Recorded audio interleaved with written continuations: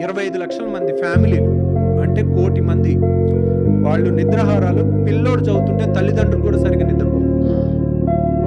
అంత ఆశలు పెట్టుకుని వాళ్ళ జీతం అప్పులు అన్నీ చేసి ఒక middle class or lower middle class పీపుల్ని చదివించుకుని దానికి గవర్నమెంట్ ఏమి వాల్యూ ఇచ్చింది?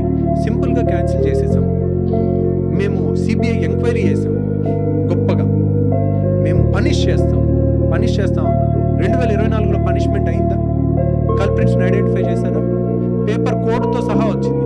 ఏ పేపర్ ఏ సెంటర్ నుంచి లీక్ అయింది కూడా వచ్చింది తెలుసు, కానీ నో యాక్షన్.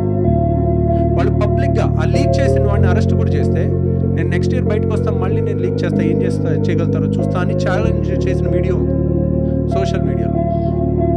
ఏది లీక్ చేసిన వాడికి పనిష్మెంట్ ఏముంది? మన జీవోస్లో ఏముంది? మన కాన్స్టిట్యూషన్లో ఏముంది? ఎంతమంది జీవితం లేదు, పనిష్మెంట్ లేదు. ఉరి తీసే ఒకటి ఉరి తీయండి అంటే మీకు ఉరి తీయం, మర్డర్లు మానభంగాలు చేస్తేనే ఉరి తీయాలా? ఇప్పుడు నువ్వు ఒక మెరిట్తో రావాల్సిన డాక్టరు చీటింగ్ చేసి ఐఐటీస్ ఎంబీబీఎస్ ఎయిమ్స్లో చీటింగ్ చేసి సబ్స్టాండర్డ్ పీపుల్ వస్తే నువ్వు మర్డరర్స్కి లైసెన్స్ ఇచ్చి సొసైటీలోకి పంపుతున్నట్టు, అది ఇంకెంత పెద్ద నేరం. మరి ఉరి శిక్ష వేయాలా లేదా? లేకపోతే భయం ఎక్కడ ఉంటుంది? లేకపోతే ఎక్కడ ఆగుతుంది?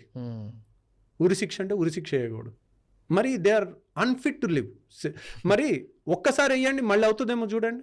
ఒకరికైతే తడిచిపోతుంది. 25 లక్షల మంది ఫ్యామిలీలు అంటే 1 కోటి మంది వాళ్ళు నిద్రాహారాలు పిల్లోడు చదువుతుంటే తల్లిదండ్రులు కూడా సరిగ్గా నిద్రపోరు.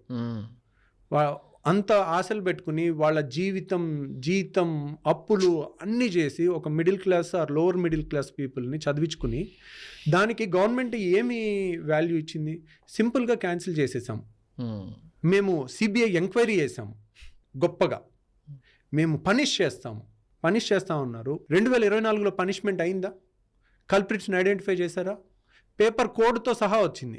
ఏ పేపర్ ఏ సెంటర్ నుంచి లీక్ అయింది కూడా వచ్చింది తెలిసింది, కానీ నో యాక్షన్.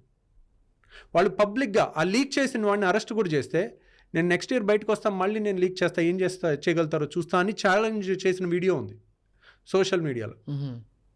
ఏది లీక్ చేసిన వాడికి పనిష్మెంట్ ఏముంది?